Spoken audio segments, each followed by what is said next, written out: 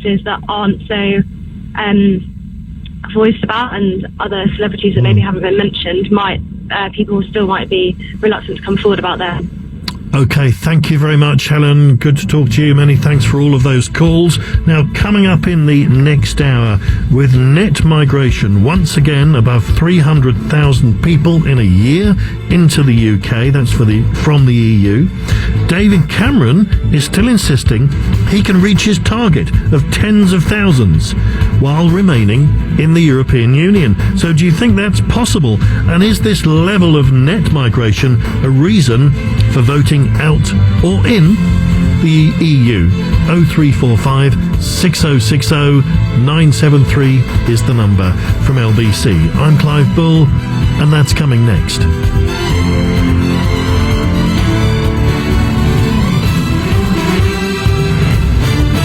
On FM, online, on your mobile, and on digital radio.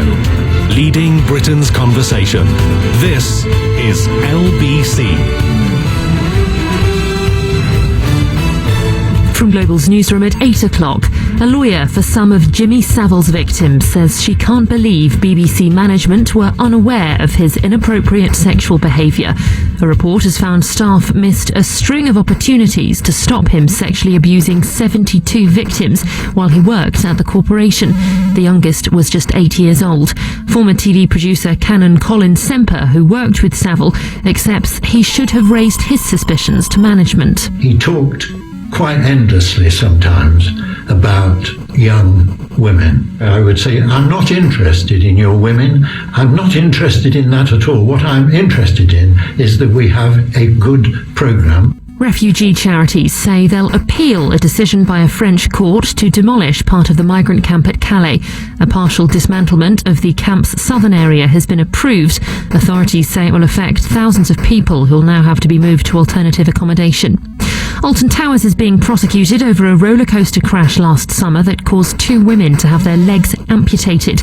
Owner Merlin Attractions says the theme park has seen a significant fall in visitor numbers after the accident on the Smiler ride in June. Paul Paxton is a lawyer for some of the victims. I'd been with the families today when the announcement was made, and it's very much a mixed day, because on the one hand you've got no option but to reflect back on those horrible hours and the consequences.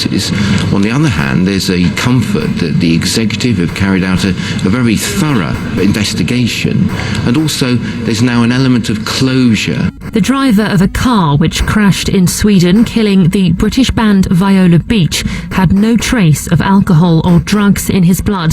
Test results have been released after the fatal collision almost 2 weeks ago. Courts in London are going to be able to start giving out sobriety tags to anyone whose crimes are influenced by alcohol. The ankle bracelets will provide around-the-clock monitoring to see if an offender is drinking. If they breach it, they could be sent back to court for more sanctions. One of the world's most famous steam locomotives made its official return to the tracks today after a 10-year refurbishment.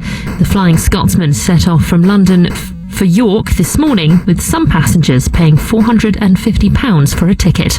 LBC weather: dry with clear spells tonight, lows of 2 degrees. Tomorrow a dry day with plenty of sunshine, highs of 5. From Global's newsroom for LBC, I'm Ros Unwin. This is LBC, leading Britain's conversation with Clive Bull. Call 0345 6060 973. Tweet at LBC. Text 84850. Clive Bull. Sunday to Thursday evenings on LBC. Good evening. If you've just tuned in, I'm Clive Bull. This is LBC. I'm with you till 10. Coming up at 9, we're looking at mortgages, how to get one, how they work, getting a deposit together, help to